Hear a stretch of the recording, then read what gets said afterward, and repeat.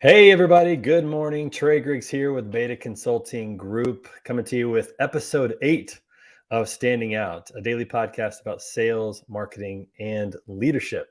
Before I invite my guest on to the program today, a couple things. First of all, please check us out at betaconsultinggroup.com, see our services, reach out to us, see how we can work together, how we can help you out. And also, while you're there, go to the events page, because on the events page, you'll be able to read about the upcoming Word on the Street Tough Mudder Charity Challenge. We're going to be raising money for Battle Buddy 3 Gun, which is an organization that helps wounded veterans experience community. They create these events by taking wounded veterans, specifically those who are paralyzed, onto like shooting drills, shooting adventures. That's where the Battle Buddy 3 Gun comes from. If you know about the military, you know about 3 Gun. So it takes them on these adventures. It's really exciting. They take them scuba diving and other places like that to create community for wounded veterans who are struggling to find their place in life after experiencing an injury, specifically one that creates a paralysis of some sort. So if you would check that out, also please donate. So there's a GoFundMe link right on the page. It's on betaconsultinggroup.com/events. You can click donate. And if you wouldn't mind contributing that, we're trying to raise $100,000. We're going to raise $100,000. That's what I should say, because that provides 25 of these events. Each event costs about $4,000. And it's a completely voluntary organization. It's a nonprofit 501c3. So it's a tax write-off. We would love for you guys to help contribute. If you're a company, contribute $4,000 or $8,000 and put on an event yourself. Or if you're an individual, consider giving $50, $100, $200, $500, whatever you can give. That would be so awesome. So excited about that. So again, thank you for the support, and go to our website to check that out and be a part of what we're doing at that Tough Mudder Charity Challenge coming up April 30th. All right. So let's go ahead and talk about today's guest. I got to tell you, this guy is one of my favorite guys in the world. I had the chance to work with this guy, and his skills are really unparalleled when it comes to presenting, and he's just an overall good guy. So I'm super excited. Let's welcome to the show, Dan Hamilton. Dan, let me get you. There you are. What's up, buddy? How you doing, man? What's going on, Trey? Thanks for having me on. And I'll tell you, that's a really awesome charity you're working with to help those wounded veterans. That sounds really neat. And I know you. Anything you have to prepare for, I'm sure you're in serious training for that tough month, right?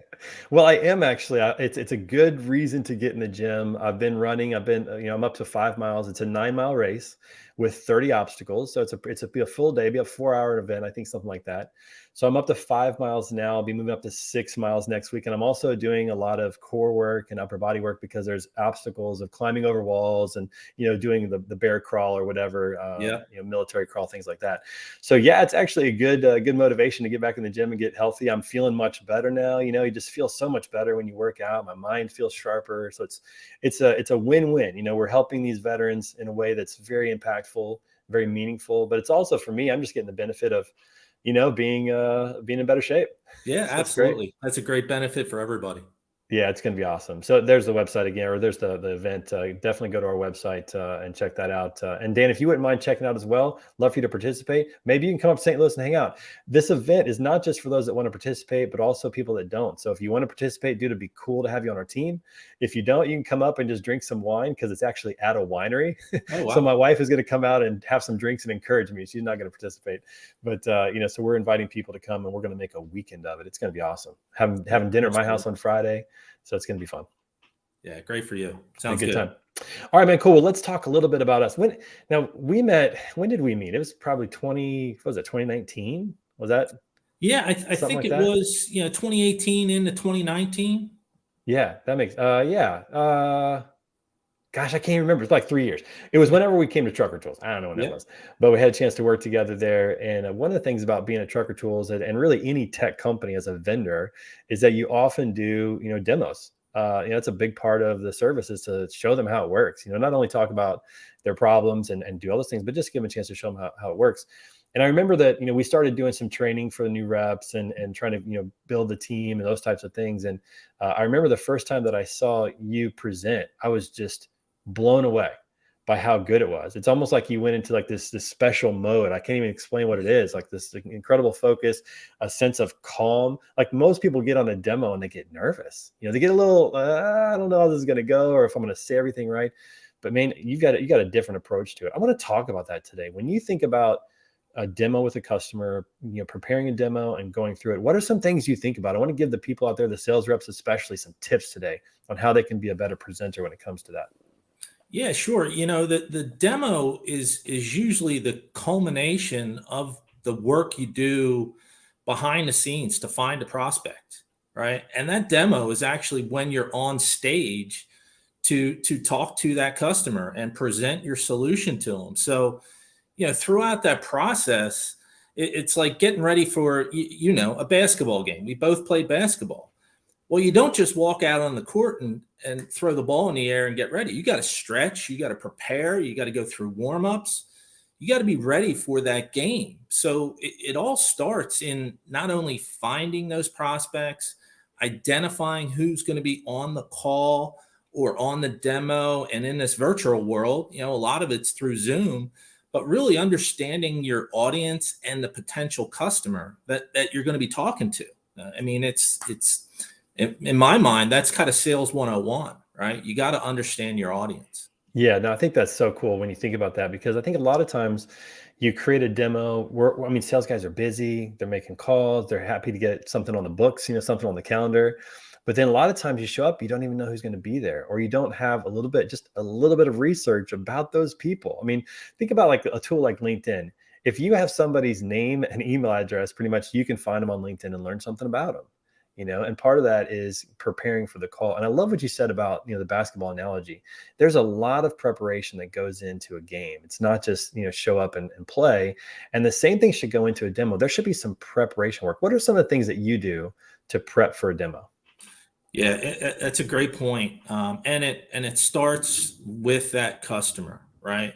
And understanding, go to their website, understanding who is this customer? What do they do? What are all the services they offer? What's a niche in the market that they have?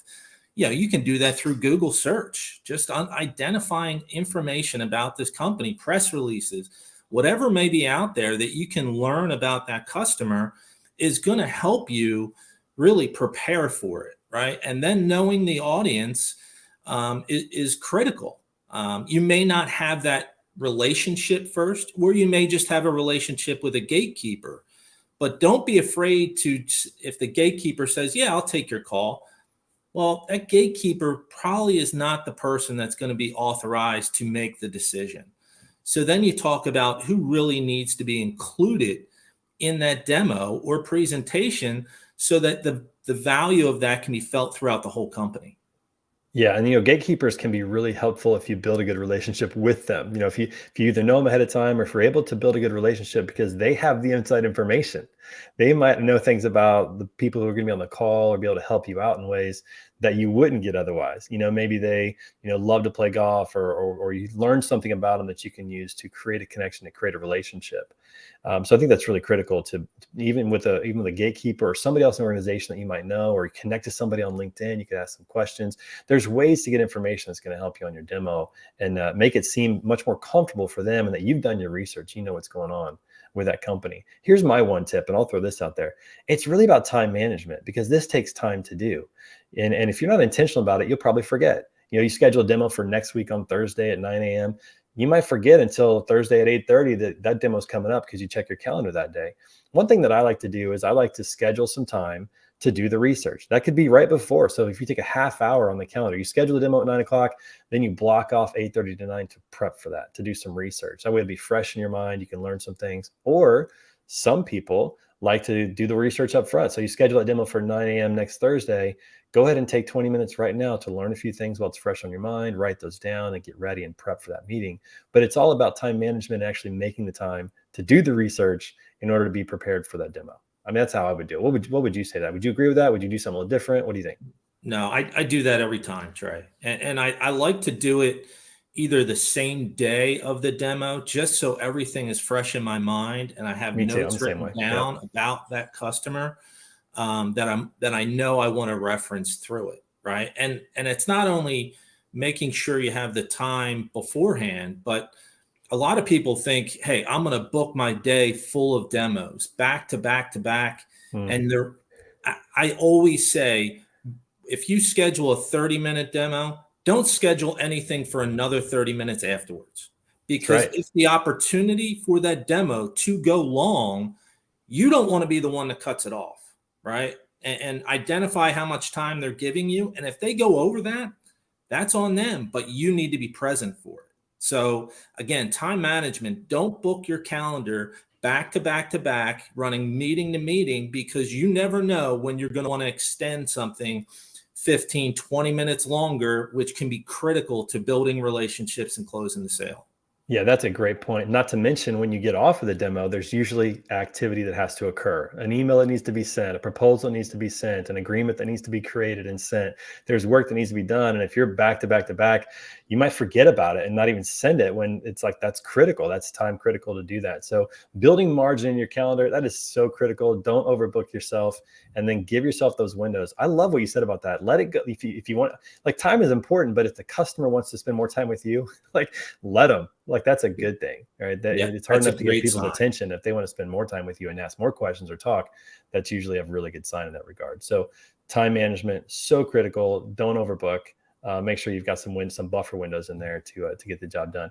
We'll Yeah. talk about that a little bit more here at the end of the demo. Let's talk about leading up into the demo. I want to go through just a couple of tips actually on the demo. So we've talked about prep, getting some information, finding out about that company, about those the attendees that are going to be on the call, those types of things. Do you send anything out in advance? I know some people do this, some people don't. I've heard kind of both ways, like send something out to kind of almost like whet their appetite a little bit, or to remind them about the event, or personalize a video. Like, do you do anything like that at this point? Yeah, I always send an email or place a phone call the day of, just to make sure that we're still on, right? So they know that it's critical in my calendar that we're going to be meeting. So I always think, some advance notice. I don't like to send too much information in advance, because you really don't know at that point what's critical to them and how tailored that information that you would send needs to be. So I don't send too much in advance. And then it really, when, I think of it when you're on stage, and I was never in theater, but I played a lot of sports. And the thing that killed me, Trey, is sitting on the bench. I like to be on the court. I think of that as my performing. And I think of the demo the same way. When you're on the stage with a demo, you have that adrenaline going, just like you do in a game, right? And Yeah. then how do you use that effectively? One of the things I learned early on is, some people, when they're nervous, they don't stop talking, right? So it's really key to identify how long you're talking, take deep breaths, slow down. But the best thing to do in a presentation or a demo is to ask questions. Oh, I love that. I love that. And that's the way, and like when I do a demo, that's the start. You Yeah. see a lot of them that get in and they just start presenting right away. You have no idea what the problem is. You don't know what their issue is. You haven't heard their pain points. You haven't, caught the passion or the energy behind those pain points. Like, how significant is this issue? Because if you don't ask the questions at the beginning, you're doing yourself a major disservice. Because when you ask the questions, they usually give you all the ammo that you need to then present accordingly, to present on target with exactly what they need. So man, I love hearing you say that. I think learning how to ask questions is so critical as a salesperson. Learning how to ask open-ended questions where they'll give you maybe more information than you're even looking for. If you ask for a yes or no question, sometimes that makes sense, but usually you just get what you're looking for.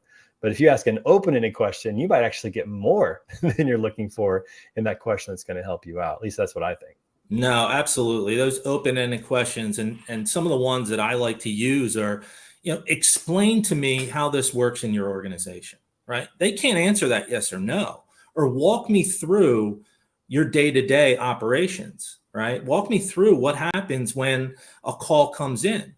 What happens in your organization. So that gets them to talk. And another thing that I always think about in demos and presentations is sometimes who the decision maker is, but you may have 3 or 4 other people in that meeting. You need to make sure they're engaged too, right? So I like to point questions to particular people when I understand what their role is. Ask good questions about the VP of operations, not just the business owner, right? Ask the questions about IT if the IT person's there. Tailor questions so you get everybody engaged in a demo or presentation.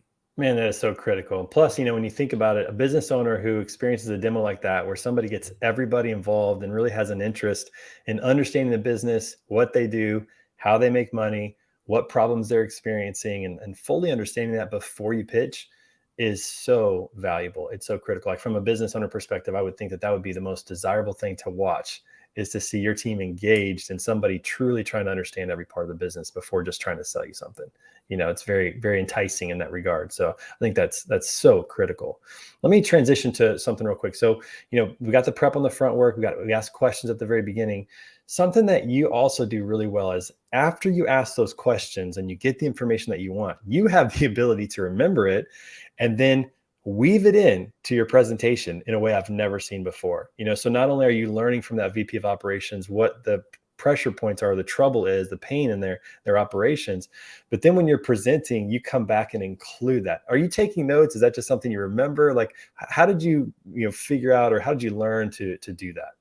Yeah, I like to say I've great short-term memory. My long-term memory may be fading a little bit, but engaging in a conversation and make sure you're paying attention and listening. Within that half hour, I'm going to remember everything they said, and I'm focusing on those key words that they're using, like we're struggling with this, or we could be better at this, or my customers are expecting this. Those types of things that's their cry for help, right? So that's where I think about, wow, he's setting me up. I can't wait to knock it out of the park when I talk about how I can help them improve in certain areas or whatever your solution is.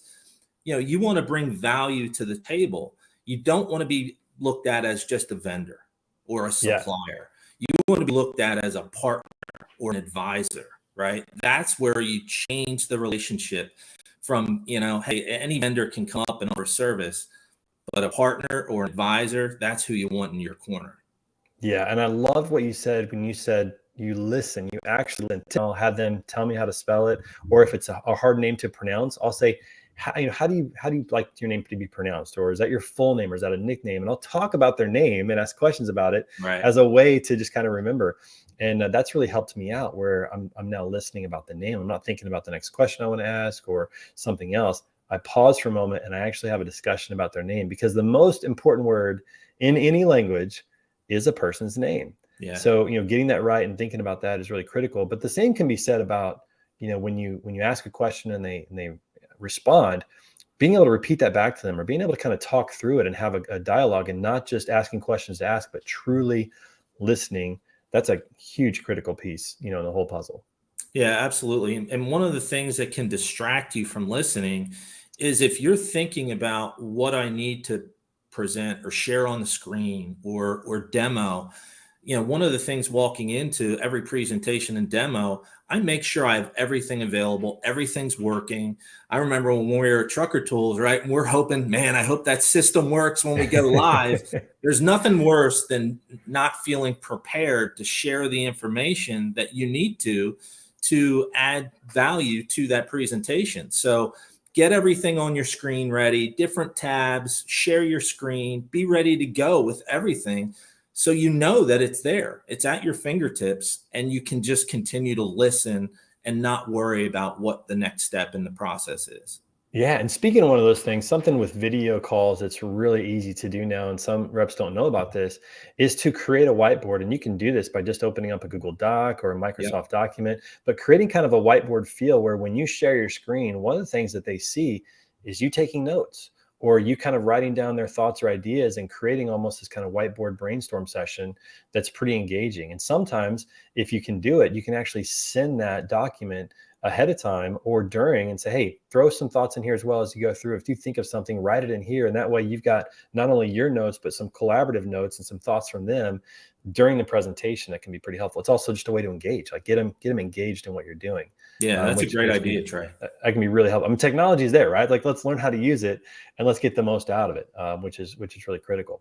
All right, let me ask you this question. So presentations, slide decks, visual aids. When I was in college, I was a communication major, which is hilarious because now that's all I do is talk, but didn't know I was going to do that back in the day. But one of the things when we were learning how to give speeches is we learned about visual aids and not dependency aids, but visual aids, like things that are just supposed to be giving some good information and enhancing your presentation. But some sales reps like to just read through a presentation as opposed to providing information that goes. How do you view presentations? Do you like to use them? Do you like to not use them? What's your take on using a slide deck during a presentation or a demo? I prefer, it depends on the setting. I prefer not to use them, but if I am going to use a slide deck, there's going to be very few words on that slide deck, right? Visual aids, graphs, pictures, anything that I can help walk them through and then ask questions about them and what do they think? How do you view this? Right. And again, not a yes or no question, but get their thoughts on what I'm sharing, because then it makes them feel like they're part of that presentation. And you're not just rattling off a bunch of words that are on the screen that you could have sent in advance. Yeah, here's what I found. The reps that are more comfortable having a conversation, actually having a dialogue, are often less interested in using a presentation deck because it's difficult to have a presentation deck with a lot of stuff on it and have just a conversation. Like you said, you might come up across a point where this graph might really make sense and you can refer to it. So it's good to have a deck up that has some information on it. But I love what you say, limit the words on it, make it more visual in nature, make it more data oriented or something that's going to, a picture says 1,000 words. You get the right picture in your presentation. That can be really helpful. But I'm with you. Like I would like to sell without a presentation as much as possible and then use it as needed, as opposed to depending upon it whenever you get in there. So for all the sales reps out there, our encouragement to you is get comfortable having conversations, get comfortable asking the right questions, and get comfortable pitching your product without having to read off of a slide deck. It's not that you can't use them. It's there to be an aid. It's there to help and enhance what you're doing, not to be the meat of your presentation. So I'm with you on that. I think get comfortable with conversations, use those slide decks that will help, but don't depend upon them. Absolutely. And there's a thing about conversations that I always, anytime I'm meeting someone, I ask a lot of questions about them because it makes them feel comfortable with me, that I'm actually interested in them. So many people like to come into a conversation and just start talking. Well, when I see that type of people, usually that's not the type of people I'm friends with or that I trust. There's something about them. So when you're asking questions of people, especially about their business, they like to talk about it. And if you show that genuine interest, they know that you're invested in that business and understanding what they do well, that ultimately you just want to, help them go to the next level, right? You don't want to slow them down. You want to just help them improve their business in some marginal piece of way that they can take away from it. So, and something I've noticed too, when I'm on a sales call and I'm the client, I'm the prospect.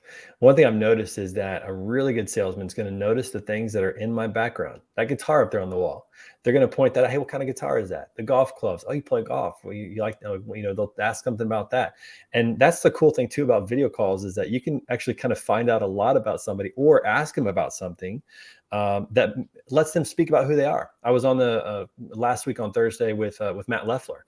And in his background, he had some shoulder pads, like a jersey and some shoulder pads and a helmet up there, like up on his bookshelf. And I was like, hey, tell me about that. And so he got to tell me about playing football in high school and how, what he learned from it and how much he enjoyed it. And, that just created a connection. And he actually cared, like I care about him. Like I want to know his story. And he got to tell me about his story because of something that was on his wall. So if somebody takes the time to put something up on their wall or in their background, it usually has value to them. And that's a great way to create some connections and find some, create some genuine interest and find out about somebody just by what is in their background. So I love that little trick, just to be observant, just to look around and kind of be observant. Whether you're walking into their office in person, look around the office. Usually, whether it's a family, whether it's mementos, something in that office that you can pick up on that they, you get to feel a little bit more comfortable with the person, that they're actually looking around for you. Yep, that's right. It's just an easy thing to do, but it just requires being a little observant. And like you said, calming down, taking a breath, being in the moment, And then not being so focused on your sell, but being focused on your client, your prospect is really Yeah, critical. All right. exactly. So let's get to the end now. So we've had a good demo. We've had a good conversation with the client. We know their problem. Our product actually can solve their problem. That's critical too. If your product can't solve the problem, don't try to sell to them. Be honest with them. Hey, you know what? Our product's not gonna work for you. Like, that's a good thing to do, to be honest and have integrity. They're gonna appreciate that a lot more. But if your product can solve the problem, how do you like to close out a demo? What are some good next steps when you get to the end? You think there's a good opportunity here for you to solve their problem with your product. The price point makes sense. Talk a little bit about how you like to close out a demo. Yeah, I mean, closing out the demo, it's a lot of people think that that's the end of the sales process, right? And sometimes it can be. I've been on, in the past couple months, I've been on those one call closes where you walk away like, wow, I just Wow, sold it's the easy. deal in that 30 minutes. That doesn't always happen that way. It's like a real Prepare that estate it's agent not showing one going house and to. they buy it. It's Yeah, like, exactly. So, closing out the demo, make sure that there's no open questions for them. Make sure you answered everything for them. And again, reiterating that you're there as a partner, you're there as an advisor to them to help them solve their problem because you've done it with other customers before successfully.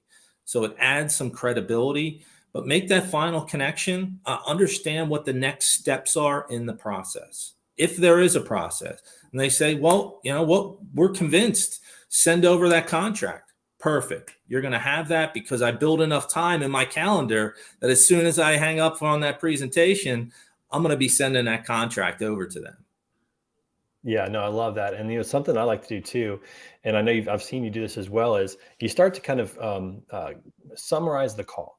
So you say, look, we identify that this is your main issue. This is causing this problem to occur in your operations or whatever. Our solution solves that. And I think that we're all in agreement that our solution would solve that pain point for you. The budget looks good. Our price point is X in your budget, that fits in your budget.